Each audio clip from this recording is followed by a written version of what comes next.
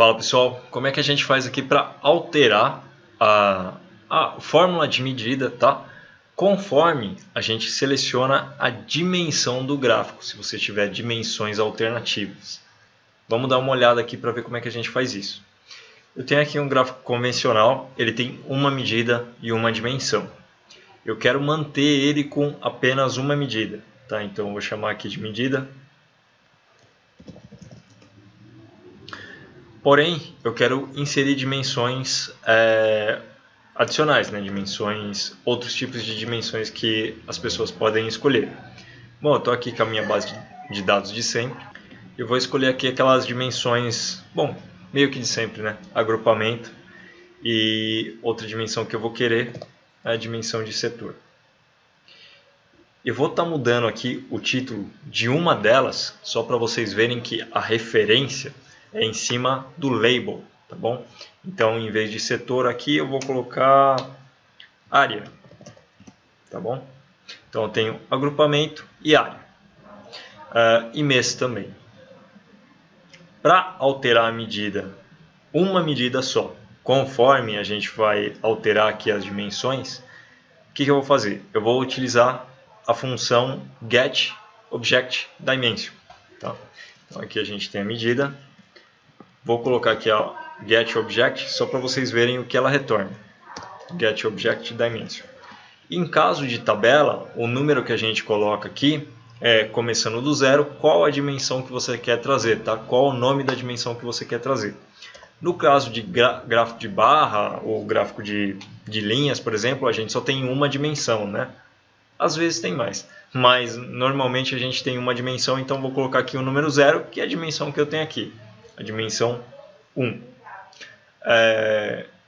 Vou dar o concluído, só para vocês verem, ó, a medida, ela pegou o nome da label, tá vendo? Ó, mês, olha como é que ficou a medida aqui. Então eu vou colocar aqui em área. Área, o campo ele chama setor, tá bom? Mas olha como é que o resultado da fórmula traz. Traz como área, tá? Então, é o nome da label que a gente vai trabalhar aqui no getObject.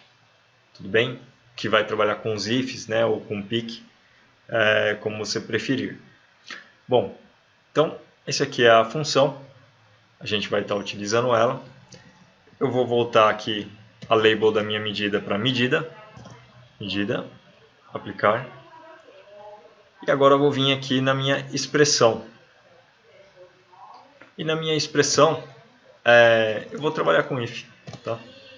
Então, eu vou trabalhar com if aqui. Se a minha medida ela for igual à área, eu quero que ela faça uma fórmula diferente. Então, vai ser a média de valor dividido pelo número de clientes. Então, dividido por count distinct cliente. Do contrário, eu quero que me retorne a função soma de valor. Então, vou fechar aqui, vou dar um apply, vou dar um concluído. Então, quando eu tiver a área, eu vou ter como resultado a medida, né, a média dividido pelo total de clientes. Então, aqui eu tenho, ó, pode ver o resultado aqui, tá vendo?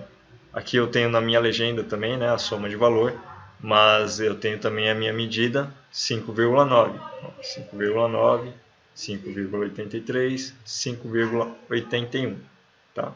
E se eu mudar aqui de área para agrupamento, aí a medida ela passa a ser a soma.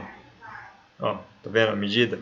2,56 milhões, 2,49 milhões. Se eu colocar em mês, ela também mantém a soma, né? Porque o meu if lá está pela soma. Então ele mantém aqui, ó. Tá? Se eu não colocar, né? Se eu voltar aqui para a parte da área, então eu vou trocar aqui para a área. Ele faz aquela medida lá da média dividido pelo número de clientes. 5,91, 5,83, 5,81, tá? É com essa função aí que a gente consegue estar alterando o cálculo de medida de acordo com a seleção na dimensão alternativa, tá bom? Foi uma das dúvidas que caiu aí, então espero ter esclarecido essa questão, tá? Desejo a vocês muito sucesso, a gente continua se falando lá na sala de alunos e até um próximo vídeo. Valeu!